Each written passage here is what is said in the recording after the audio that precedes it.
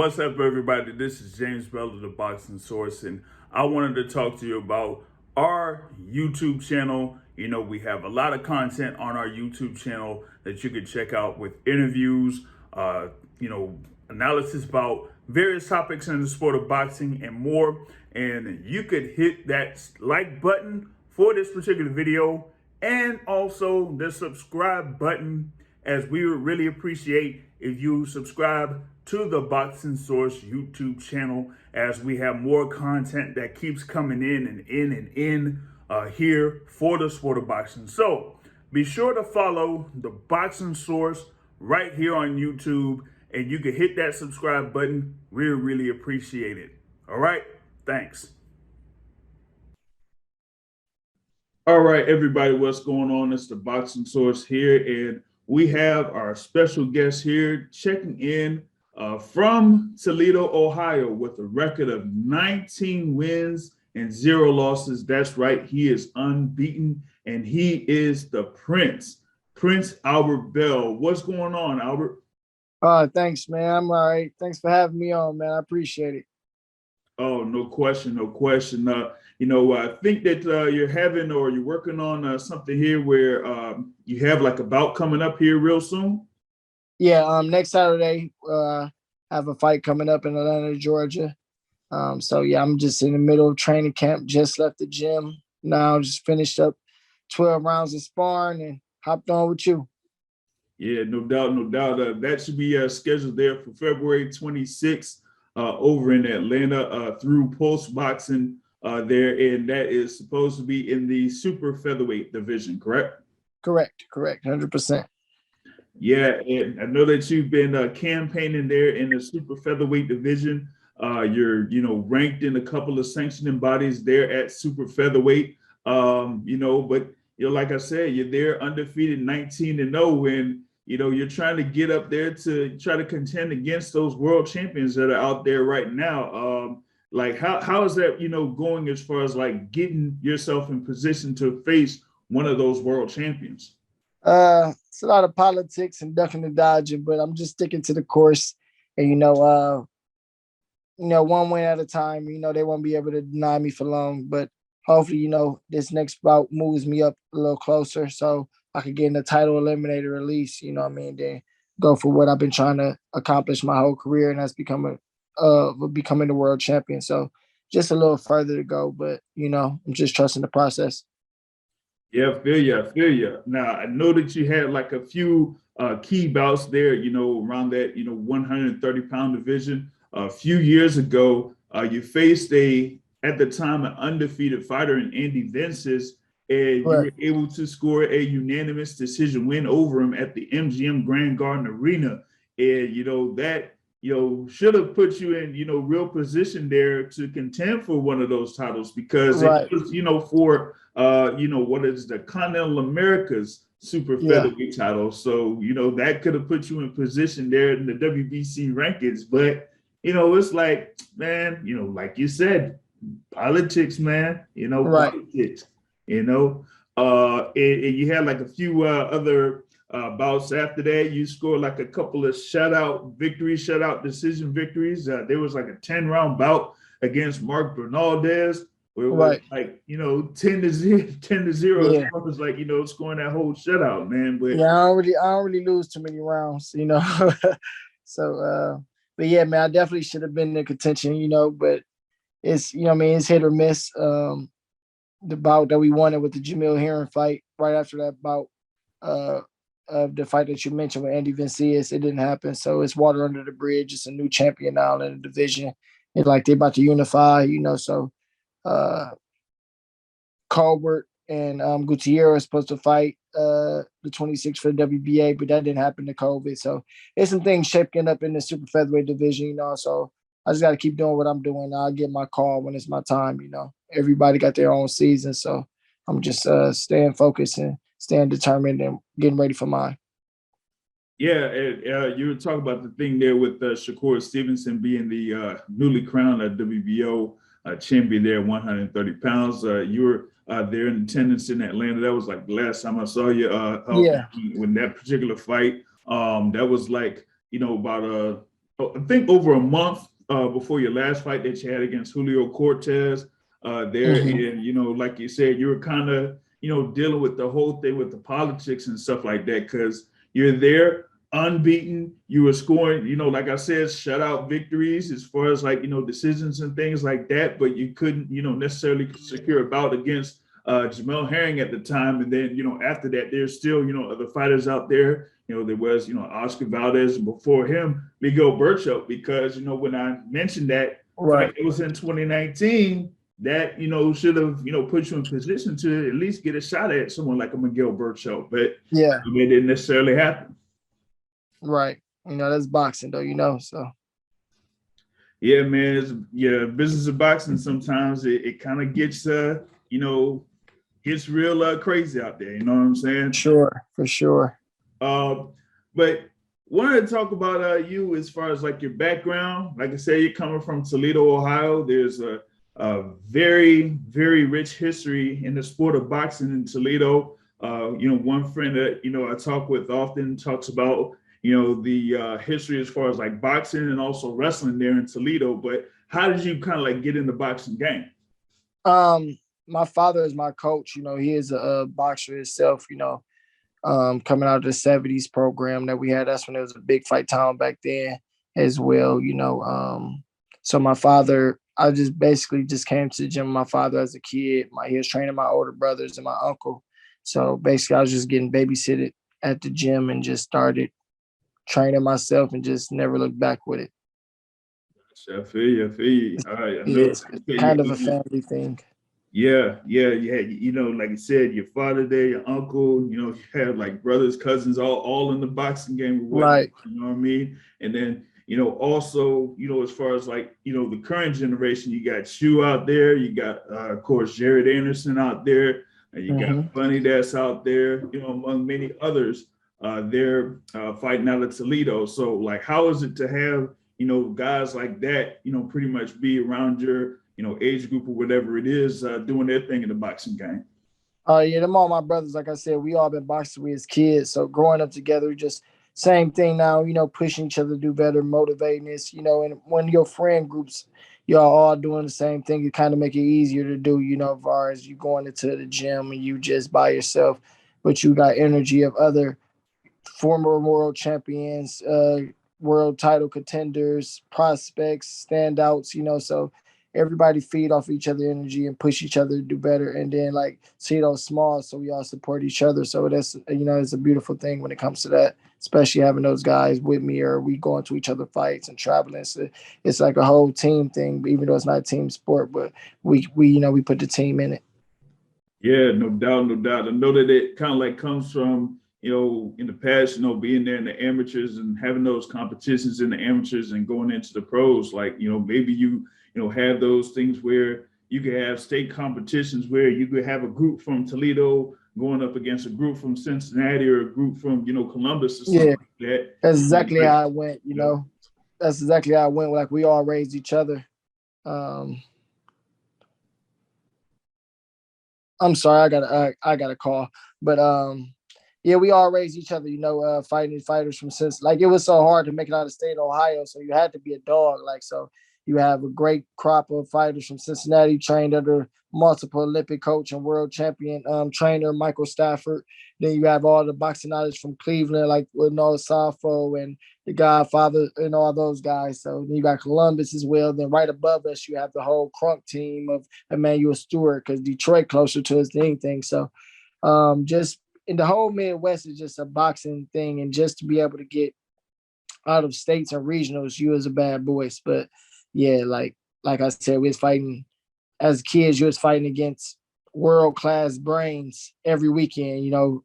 So you're going against just coming out. You first couple fights, you going against Emmanuel Stewart in the corner with great fighters. You know what I mean? So when you come out that type of crop, you're gonna be all right if you could stick with it.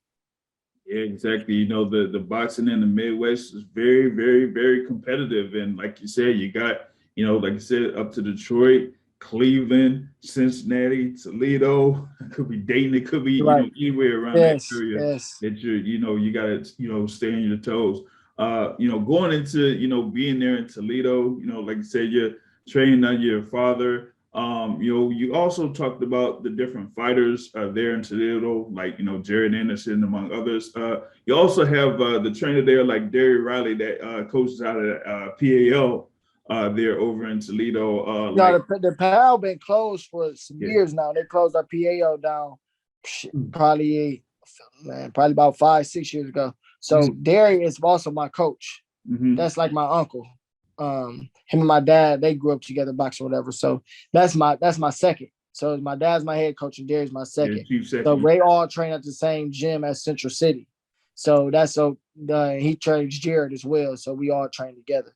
Yeah, but Darrie is definitely one of those top guys, you know what I mean? And that's my coach as well.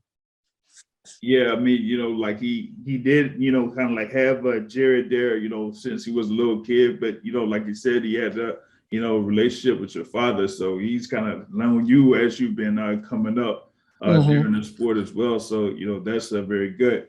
Going back to like, current times here, like you said, you have something upcoming February 26th over in Atlanta. But a couple of days ago or a few days ago, I had heard about you potentially being an opponent there for Chris Colbert. Correct. And I don't know how that kind of like came up or anything like that. Did someone like give you a call, or was there like some talk about it? Yeah, I got a call about it. Matter of fact, me and Chris was in talks before, we had some private messages or whatnot, and we was talking about making the fight happen. He said once he get the title, he'll give me a shot. That's before the Roger Gutierrez thing fell through, So when it was like when it came up again, when he caught COVID or whatnot, they needed an opponent. I just raised my hand and told when I got a call, and I said, I cancel what I got going on Saturday, February 26th for that opportunity. That's a bigger opportunity to good, sharp, slick African-American boxers, undefeated, on Showtime main event. That would have been beautiful. Then the winner goes on to get a world title shot. I'm all for it. But he has an opponent now, so wish him the best. He gonna go. I hope he go out there and do his thing. I think he will. And then we'll just see how the chips unfold. If he be a man of his word, if he beat Roger Gutierrez, if he gives me a shot or not. If not, no biggie. I just keep working and doing me. Yeah, like you said, you did have a Chris Colbert who was like a former, I think it was like the interim WBA champion. They're trying to consolidate the WBA titles there. Yeah, that's a good thing too. I like that they did that. Yeah, and so that kind of like makes everything compacted when it comes to 130-pound division. I know that the IBF had recently crowned their world champion there. And like you said, you do have Shakur Stevenson and Oscar Valdez that's scheduled to fight April 30th. I think it will be over in Las Vegas. So the 130-pound division is trying to, shape itself up a little bit, but it needs to have Albert Bell in there as a major factor. So we got to figure out how we can position you. They're trying to shut me out. I keep knocking though. Every time they shut the door, I just keep knocking on it. Yeah. Eventually they all open the door for the Jehovah's Witness. No matter how many times they knock, somebody gonna open the door. Yeah, feel you, man. As far as like the fights that you've had, I think it was like around 20 or so fights. You've had like a couple of fights over in Las Vegas, like I said, the MGM Grand Garden Arena. But you had like one fight there in that MGM Grand Garden Arena with like fans and everything like that. But then you also had a fight when it was, the bubble there when they had it in that ballroom or whatnot. Like, how was it like fighting in that particular atmosphere where like you fly in, you check in, you gotta like test once you get there, test a couple of days before the fight, and then you gotta wait and all types of stuff before you get that. It was I don't feel like it was that bad. Like some fighters had problems with it, but I never had a problem making my weight and stuff. So that's where a lot of people was like having trouble at, like trying to make their weight while this going on, because everybody had like a exact amount of gym time, no over, because next camp they have to sanitize, next camp and stuff had to come in. But It was very, very peaceful for me. You know what I mean? My weight was right. I was able to really get focused because a couple of days leading up to your fight, you ain't doing too much anyway, especially in Las Vegas. It's too easy to get distracted or get off your game plan, So all you're going to do is sit real still and chill at a hotel anyway when you get there for fight week. So it was right into that nature. And they had like a floor where all the people that tested negative could go to once you test negative is in the bubble where they had nothing but like games, board games, ping pong, pool tables, and stuff just to get your mind off. And they had your food and stuff every ready, all type of meals, nice meals. So I was real chill with it. And then the far as the fight, some people had a problem with that, but it's just like I'm comfortable like with the fans or without it because it's like it was just like sparring. It was just like another day in the gym. It's like and it was like more easier for me. You ain't got to worry about the excitement of the emotions that you get into it. You could just, just be smooth. And then I'm listening to what his corner telling him to do. I'm hearing Yeah, everything that's going on. So it's just like, it was real smooth. I ain't really have a problem with the bubble. I'm happy and grateful and thankful that the fans are back that support us, because we do get energy out for that. And that's what we do it for, besides our family and things of that nature. But so I'm definitely, definitely thankful that the world is kind of back open and that we got fans back. But the bubble is okay for me. yeah, gotcha. Now, one of the things you did mention while being there in the bubble is kind of like focusing on your weight there, but you're there around that 130-pound division, but people talk about you're a problem because you're 6 feet in the Right. 135-pound division, and I'm like, For yo, sure. how in the world is he getting around that 135 pounds? Pretty much at that height, man. Like, it's crazy sometimes. Um, You yeah, know, I don't know, man. It's crazy. Like but I make my weight easy. Like I'm not a big guy. Like I'm naturally slim, and I don't know. I train hard. I know how my body is. I know what exactly what to do, when to cut it right, and things like that.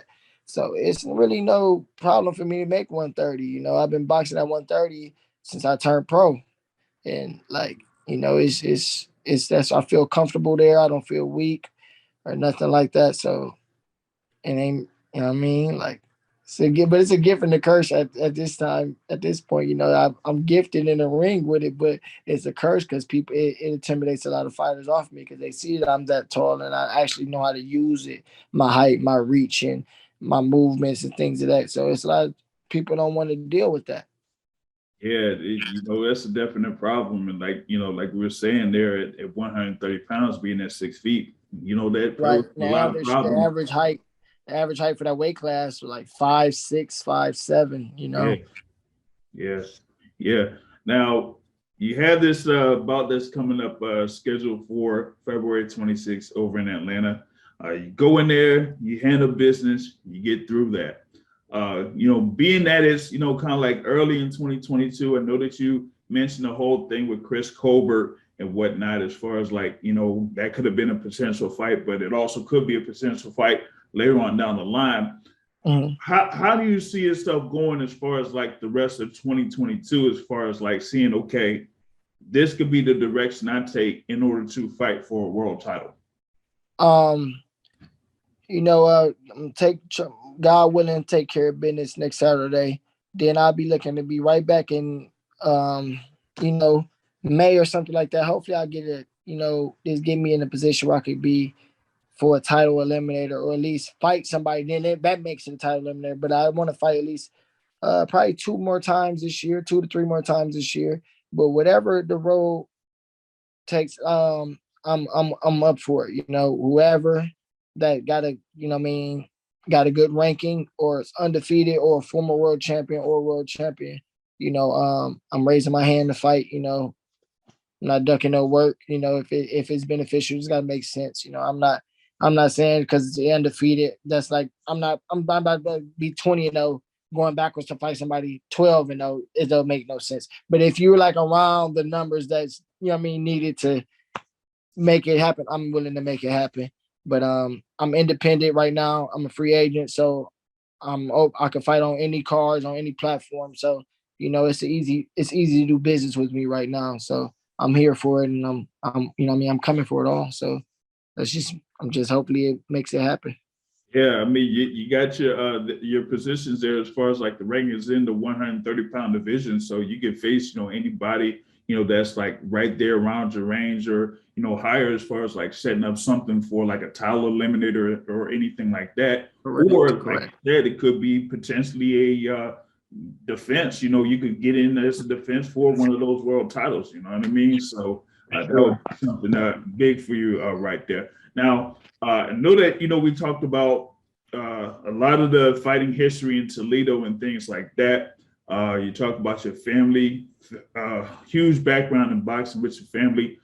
Is there like anyone else that you looked up to while you were coming up in the sport of boxing? Pros or like amateurs? It could be pros. Pros for sure. That's everybody get inspired by, the great Muhammad Ali and things like that. But my favorite fighter was Roy Jones. Like I used to like love like what I mean, Roy Jones, sure. But I'm a big fan of boxing, period. So I watched all the fights, all the old fights, all that. So I was just a all around guy just watching boxing. But the guy in the amateurs I looked up to was Rashi Warren, man. The guy was amazing. And straight right here from the state of Ohio and Cincinnati. So that was a guy that was just out this world talent. So them was kind of the people that, but what really inspired me for boxing really was like watching Dragon Ball Z and WWF. Like I would get more hype and get ready to go box or fight off of them than watching the boxing match. Like I would have to watch Dragon Ball Z before I go to the gym. Like it's just like I'll be pumped, and then once I get there, it's go time. Oh, word. So you were on the Dragon Ball Z tip and all the WWF, WWE things. So, like, Yeah, I I guess wanted to be who the was your, like I said, wrestling was real big in Ohio too. right. So, I wanted to be that's one the I wanted to be the Rock, and I wanted to be Vegeta. You know what I mean? So them was my thing. guys. If you smell, I mean, no. Right, for Uh, sure. I feel you there. I feel you there, man. You talk about being out there in Toledo, great town out there, but how is it like kind of like managing things like you said, you're fighting, you have your family and everything like that. So how is that going as far as like managing both being in the gym and also being at home with your family? Um, you know, family is everything to me, but they know how it is with this boxing. Like I said, it's a my family is a boxing family, so it all go hand in hand. I chill with the family or whatnot, but when it's time to go to work, it's time to go to work. Put your work boots on, and that's that. I get catch up with y'all afterwards, but they very supportive. Anything they need, I need, uh, or whatever the case may be, boxing related or outside, just to keep me on track in boxing. They all for it, and always been like that since I was a kid. Gotcha, gotcha. Now I know that we have, this, your plans there for this year, 2022. But where do you see yourself either 3 to 5 years from now in the sport of boxing? Hopefully, I'll be a multiple world champion, probably 2 to 3 different weight classes. Hopefully, it just hope everything works out. You know what I mean? I have the height, the size, and the talent that I could go up to 130, 135, 140 and be successful. But right now I'm just want to take care of the business right now, and I got to take care of at 130, and then we'll go on from there. Probably to possibly to 135 or whatnot. But I just want to be, what I mean? I want to just put my stamp on with my career, and that's becoming a world champion. That's what I've been training to do since I was a little kid. I just want the opportunity to do that, and then after that, everything else, I'm playing with the money in the red. Yeah, I feel you. I feel you.